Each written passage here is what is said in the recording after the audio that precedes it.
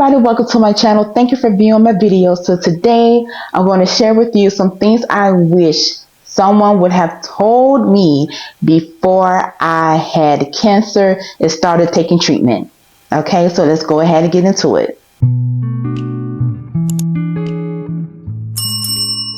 Okay, so one thing is I wish somebody would have told me, okay, that it doesn't matter why you're going to the doctor. If you're going to the doctor for a regular checkup, you're going to an OBGYN, primary care, oncology, foot doctor, lung doctor. It does not matter to always pack food with you, okay? Always pack snacks and high protein bars and whatever else that you eat on a regular basis. Always have food with you, because I cannot tell you how many times that I went to the doctor for a regular checkup and they're like, oh, your heart does not sound right, or your lungs doesn't sound right, or you're dehydrated, you need fluids, you need a blood transfusion, and all this kind of stuff. And I'm sitting at the emergency room or at the doctor's office getting chemo or some kind of fluid for 5 to 6 hours with no food, nothing to eat or nothing to drink. Okay, so always bring food with you no matter where you're going and for whatever reason.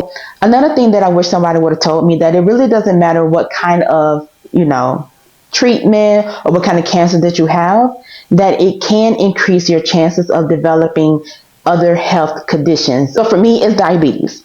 Now, I will say that diabetes runs in my family, mom and dad side, so I'm already at risk of having diabetes, but my chances became even greater once I started taking chemo. Okay, not only did I end up developing type 2 diabetes, but I also went to the eye doctor. She looks at my eye and she says, oh, it looks like you're developing glaucoma.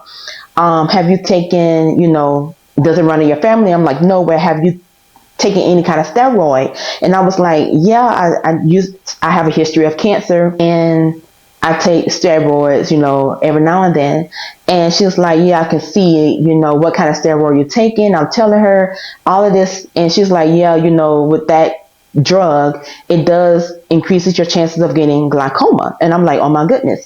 Then not only that, but lungs, when I was doing chemo, it was very harsh on my lungs. So that's one reason why some people end up having cancer and they're on like transplant lists, because chemo itself can really damage organs. With me, steroids, cancer, now I have to take care of my kidneys. I do have a fatty liver and stuff like that. It increases my chances of getting a stroke or cardiovascular disease because of chemo. And then even greater chance because I am a diabetic, okay? And not even that, but just in the Black community in general, when somebody has diabetes, high cholesterol and high blood pressure are right around the corner. They're like brothers and sisters. So it's kind of hard for you to see one person with one without the other. So with me having lymphoma, in the future, I can develop breast cancer, and breast cancer runs in my family. I can develop leukemia as well. So there are a lot of things that having cancer can put you at high risk for. The next thing that I wish somebody would have told me, that it does not matter how much research you do, okay? You can research what kind of foods to eat to help you fight cancer, what foods are bad for cancer, what kind of exercise that you can do. None of those things work unless you put in the work to do them. Like, you have to put in the work to really add value to your life, okay? If you're looking at what kind of foods to eat to fight cancer, but if you're not going to the grocery store to get these foods, then what's the point of you? You have to put in the work for it. Also, while we're on this topic, not only do you need to apply these things that you're learning and researching to your life, you also need to start doing them now, because when you wait until you start treatment, it's going to be very, very hard for you. So if you are researching exercises to do, maybe take a walk or something, go ahead and start walking now when you have the energy to do it, when nothing is stopping you. Because if you try to wait until you actually start treatment to apply these things, it's going to be very hard for you.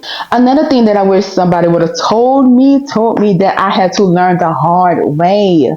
Okay, I had to learn this the hard way, is that you always need to bring an extra outfit with you when you're going to treatment. Between vomiting, You may vomit on yourself and mess up your shirt. Blood, you don't clot like you should. Every now and then you will come across a nurse who is new and they kind of don't know what they're doing, or they haven't gotten into the rhythm of it, and blood can kind of like, shoot out the IV thing that they use, and it's just a whole bunch of mess. Okay, so always bring extra clothes with you. And for me, the lesson that I learned the hard way is to always bring a pair of underwear and leggings, because when I started doing treatment, I actually peed on myself. All right, so the next thing that I wish somebody would have told me is that to always talk to your doctor about what you're feeling when you're taking medication, or when you're getting that medication at the time of chemo. Now, for me, it was Benadryl. So with me being 18 years old, 17, 18, I've never been on any medications. I've never took any medications. I never took a Tylenol, Advil, ibuprofen, or anything. Even when I had cycles, it was always movement that helped me. So when I started taking chemo, they would give me a small bag of Benadryl, and it was about the size of the palm of my hand. And it was like, the normal person would get this bag for like maybe 20, 25 minutes. So when they would give it to me, I would feel this feeling where it was like I felt numb, but I felt good, but I was also floating at the same time. So my parents would be like, Vita, you okay? And even the nurses would be like, you feel okay? And I'm like, I'm trying to describe what I feel. And another instance is where they gave me the medication. I was laying down because it made me sleepy. I would jump, okay? I would be very, very jumpy, to the point where if I'm sitting still, it was like something was like, I gotta move, ugh, I gotta move. Like, it made me so jumpy. And I remember laying down in the chemo chair, like the recliner chair, and the nurse walked by, and I didn't know, but I jumped. And she was like, you okay? And I was like, yeah, I'm just really jumpy, and I don't know why. Every time I take this medicine, it makes me jumpy. And she was like, well, what else do you feel? So I was telling her all this other stuff that I was feeling. And she talked to the doctor about it, and she was like, you should have told us before, because this is actual, you should have told us before, because this is a side effect, or this is a symptom or whatever from the Benadryl. So now when I go and get that little bag of Benadryl, normal person would get it for like a good 25 minutes. For me, it would take about 50 minutes to an hour for me to get that bag, because they have to slow it down. And the last thing that I wish somebody would have told me is that you can have cancer and not even know that you have cancer. I'm a person that loves to read case studies. I don't know why, it just interests me. And you would not believe how many people have actually found out that they had cancer and it's too late because they did not have any symptoms, okay? I don't know what's going on, but cancer is evolving, okay? Back in the day, you had cancer, it was pretty much you had a bruise, or you fell out, you were dizzy, you fainted, or something like that. But now people are living 3-4 years with cancer and not even knowing it. And when they do find out that they have cancer, it's pretty much too late. Okay, and that was kind of my case. Like with me, I didn't have any symptoms. I did not fall out. I was not dizzy. I had no body aches. No, nothing. The only thing that I had was like a little bump or knot up under my arm.